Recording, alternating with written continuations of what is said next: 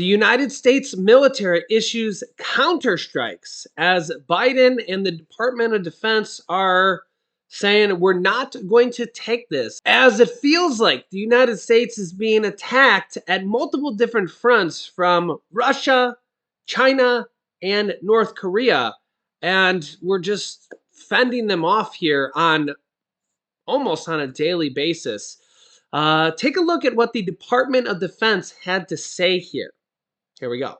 Per our DoD statement last night, a U.S. contractor was killed yesterday and 5 U.S. service members and 1 additional U.S. contractor were wounded after a one-way unmanned aerial vehicle struck a maintenance facility on a coalition base near Hasaka in northeast Syria at approximately 1:38 p.m. local time. Secretary Austin, at the direction of President Biden, authorized U.S. Central Command forces to conduct precision strikes into eastern Syria against facilities used by groups affiliated with Iran's Islamic Revolutionary Guard Corps. The airstrikes were conducted in response to yesterday's attack, as well as a series of recent attacks against coalition forces in Syria by groups affiliated with the IRGC. In terms of airstrike details, 2 U.S. Air Force F-15E fighter aircraft assigned to U.S. Air Force's Central and based in the CENTCOM area of responsibility struck 2 IRGC-affiliated facilities at approximately 7:40 p.m. Eastern Time, or 2:40 a.m. local. The facilities were located near Dar ez-Zur in eastern Syria, and we're continuing to assess the outcome of the strikes. Initial indications are that the facilities were destroyed. In regards to any militant casualties, we're still assessing. These precision strikes were intended to protect and defend U.S. personnel, and the U.S. took proportionate and deliberate action intended to limit the risk of escalation and minimize casualties. As Secretary Austin said in his statement, no group will strike our troops with impunity.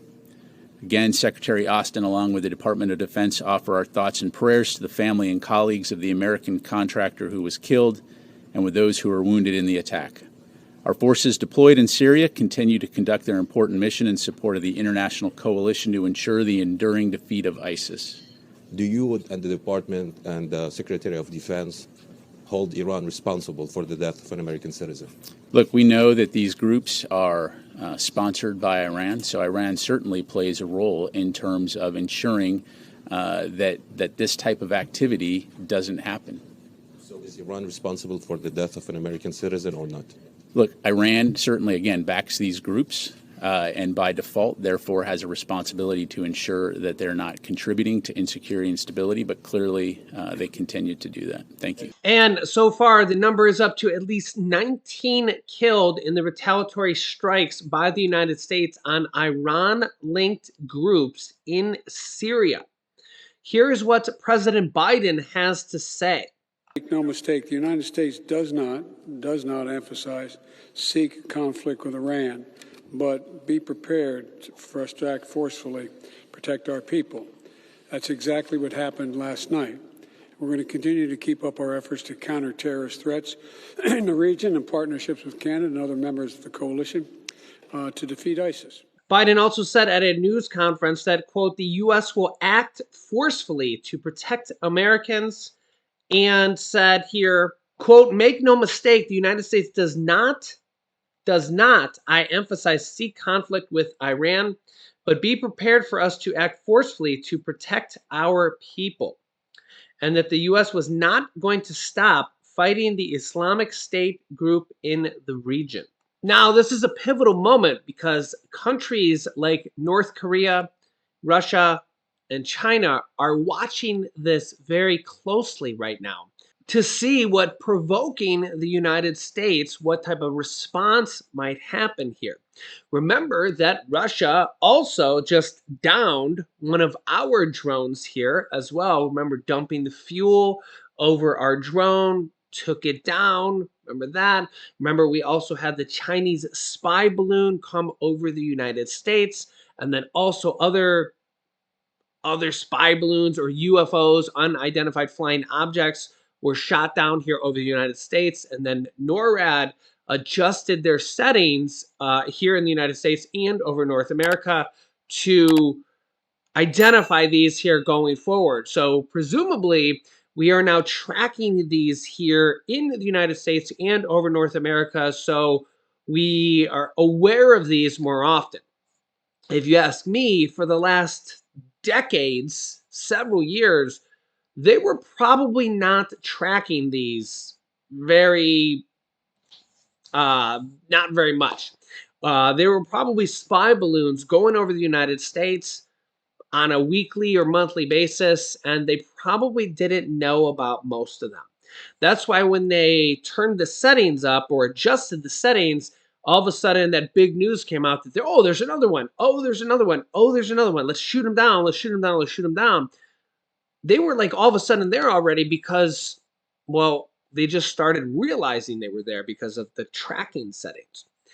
Yeah, so now you can see all this heightened awareness of everything going on in the world because are we just now starting to look?